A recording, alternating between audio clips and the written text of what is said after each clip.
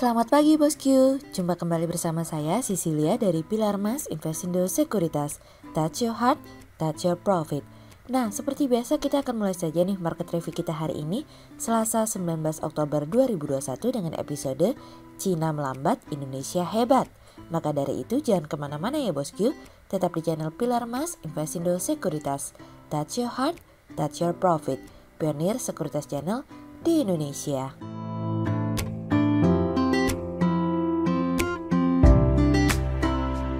Seperti biasa kita akan mulai dari Global Economics Calendar. Ada berita dari US Industrial Production month on month yang turun dari sebelumnya minus 0,1% menjadi minus 1,3%. Kemudian ada dari US Capacity Utilization yang turun dari sebelumnya 76,2% menjadi 75,2%.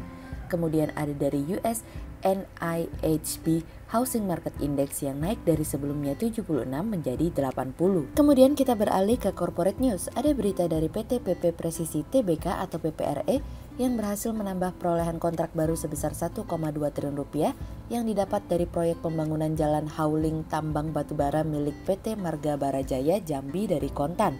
Kemudian ada dari PT Industri Jamu dan Farmasi Sido Muncul Tbk atau Sido yang membukukan pertumbuhan penjualan hingga 23% year on year dari Kontan. Kemudian ada dari PT Multipolar Tbk atau MLPL yang akan menerbitkan 3 miliar saham lewat aksi right issue dari IQ Plus. Kemudian pada perdagangan hari Senin tanggal 18 Oktober 2021, IHSG ditutup menguat 25 poin atau 0,38% menjadi 6.658. Sektor industrial, transportasi, industri dasar, keuangan, properti, konsumer siklikal, kesehatan, konsumer non-siklikal, infrastruktur teknologi bergerak positif dan mendominasi kenaikan IHSG kali ini. Investor asing di seluruh membukukan pembelian bersih sebesar 1.020 miliar rupiah. Kemudian kita akan masuk ke market review kita hari ini. Cerita hari ini akan kita awali dari Cina melemah, haruskah kita khawatir? Pertumbuhan ekonomi Cina turun lebih dalam daripada yang diproyeksikan, yang dimana membuat rasa pesimis semakin menyebar. Industrial production pun mengalami penurunan dari sebelumnya 5,3% menjadi 3,1%. Yang menyenangkan dari data perekonomian Cina kemarin hanyalah penjualan retail yang mengalami kenaikan dari 2,5% menjadi 4,4%. Perekonomian Cina melambat dengan cepat di bawah tekanan sektor properti dan krisis energi yang terjadi dalam beberapa pekan terakhir. Transformasi perekonomian kemakmuran untuk semua rakyat Cina menjadi batu sandungan di tengah pemulihan yang menuju ketidakjelasan. Tentu kami setuju dengan tujuan yang dimaksudkan oleh presidensi, namun pemulihan waktu menjadi sesuatu yang menurut kami harus dikaji kembali. Perekonomian harus dibiarkan mengalir apa adanya di masa pemulihan, bahkan harus didorong agar akselerasi pemulihan meningkat dengan kecepatan yang maksimum agar pemulihan ekonomi bisa melewati masa pemulihan hingga selesai.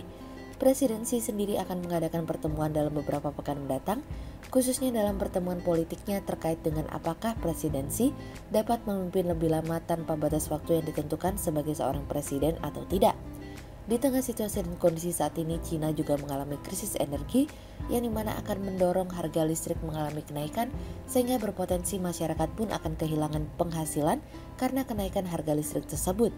Kemunduran perekonomian Cina merupakan salah satu jalan terjal yang harus dijalani presidensi dalam proses transformasi perekonomiannya. Masyarakat Cina hampir 40% diantaranya hanya berpenghasilan 1.000 yuan atau 155 dolar per bulan.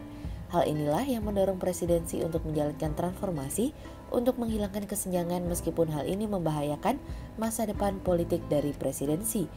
Xi akan mencoba untuk menyampaikan dan menjalankan keinginannya menjelang pleno pada pekan depan dan kongres partai pada tahun depan. Xi akan mencoba untuk melakukan perombakan kepemimpinan 2 kali dalam 1 dekade, di mana presidensi menginginkan jabatan untuk ketiga kalinya. Hal ini yang menimbulkan sebuah pertanyaan tersendiri. Apakah mungkin hal tersebut masih dapat terjadi sementara perekonomian terus mengalami perlambatan yang dimana membuat perekonomian Cina turun dengan cepat? Para pembuat kebijakan di Cina sendiri pun masih meyakini bahwa mereka dapat mencapai target pertumbuhan yang moderat. Atas dasar keyakinan itulah para pembuat kebijakan tidak mengeluarkan stimulus lanjutan. Dewan Negara sendiri pada bulan ini akan mengumumkan Cina akan menaikkan tarif listrik dengan tingkat maksimum dan secara bertahap memberikan izin terhadap semua pembangkit listrik tenaga batubara agar dapat diperdagangkan di pasar terbuka. Keinginan presidensi adalah ingin mencapai sebuah titik yang dimana harmoni sosial yang dimana mendorong kelas menengah dan mengurangi kesenjangan antara kaya dan miskin. Pada satu titik presidensi melihat bahwa Cina masih belum menemukan formula yang tepat untuk membuat transformasi tersebut dapat berhasil. Namun presidensi mengatakan bahwa dirinya memiliki solusi yang cukup untuk mengatasi masalah kemiskinan, namun masih harus dilakukan pembahasan lebih lanjut terkait rencana tersebut. Ketenaga kerjaan masih mengalami peningkatan meskipun memang ada perlambatan pada kuartal 3 dengan tingkat pengangguran mengalami penurunan dari sebelumnya 5,1% menjadi 4,9% dalam kurun waktu 2 bulan terakhir. Penurunan pengangguran didominasi oleh mereka yang berumur 16 hingga 24 tahun yang dimana mengalami penurunan dari sebelumnya 16,2% menjadi 14,6%. Pemulihan di sektor jasa telah membantu menciptakan lapangan tenaga kerja. Tapi berbicara daya beli, tampaknya masyarakat Cina masih belum terlalu mau untuk mengeluarkan uang untuk barang-barang yang mahal seperti furnitur, rumah, ataupun mobil di tengah situasi dan kondisi seperti saat ini. Perlambatan ini mungkin akan memberatkan Indonesia sebagai mitra dagang terbesarnya. Namun dengan pemulihan ekonomi global di negara lain yang mulai konsisten, kami percaya bahwa permintaan akan datang sehingga dampak dari pelemahan Cina pun tentu masih dalam lingkup terbatas. Kemudian cerita selanjutnya datang dari strategi untuk nanti. Strategi pemerintah untuk menjaga pasokan ekspor batubara dan CPO dinilai dapat berdampak pada kinerja neraca perdagangan menjelang akhir tahun 2021. Surplusnya neraca dagang pada bulan September 2021 memperpanjang tren kenaikan surplus sejak Mei 2020. Kinerja surplus yang signifikan tersebut ditopang oleh terjaganya kinerja impor dan ekspor, di mana kenaikan ekspor tercatat 47,64% year on year.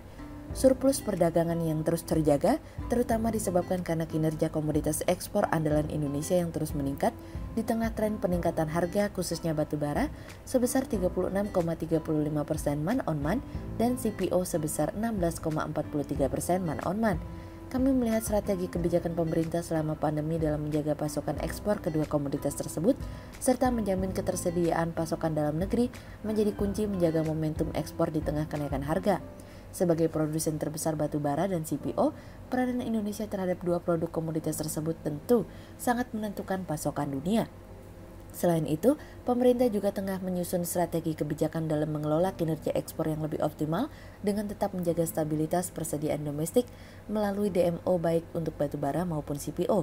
Kebijakan itu memiliki dampak positif dalam menjaga momentum tren kenaikan harga global komoditas tersebut. Di sisi lain, DMO juga diindikasi mampu mendorong pengembangan produk hilir batubara melalui ketersediaan bahan baku domestik untuk pengembangan produk gasifikasi, likuifikasi, briketisasi, dan berbagai pengembangan produk lainnya. Sementara pada komoditas minyak kelapa sawit, strategi kebijakan pemerintah melalui penetapan tarif progresif pada pungutan ekspor atau PE komoditas sawit juga diindikasi menjadi faktor kunci dalam manajemen pasokan dunia dan menjaga tren momentum kenaikan harga komoditas tersebut. Di sisi lain, skema PE progresif mampu mendorong ekspor komoditas turunan CPO yang lebih bernilai tambah dengan menjamin ketersediaan stok minyak sawit mentah dalam negeri. Dengan demikian, produsen hilir domestik mendapatkan keunggulan karena harga bahan baku yang relatif lebih murah dibandingkan produsen dari luar negeri. Sehingga berdasarkan technical analisa, kami melihat saat ini IHSG memiliki peluang bergerak menguat terbatas dan ditrendingkan pada level 6.622 hingga 6.710. Potensi koreksi terlihat semakin terbuka.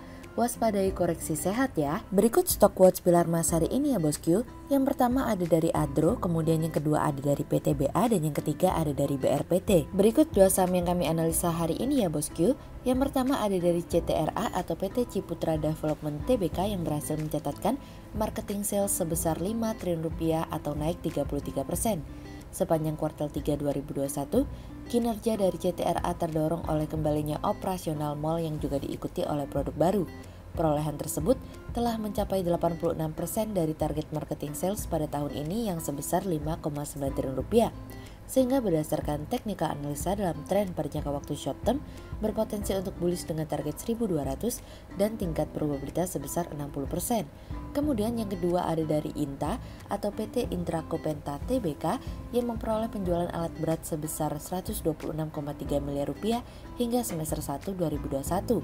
Mayoritas nilai penjualan didominasi oleh merek Liu Kong yaitu sebesar 47% dari total nilai penjualan alat berat. Kenaikan dari harga komoditas mendorong naiknya realisasi kinerja keuangan sepanjang semester 1 2021, sehingga berdasarkan teknikal analisa dalam tren pada jangka waktu short term berpotensi untuk bullish dengan target 105 dan tingkat probabilitas sebesar 90%.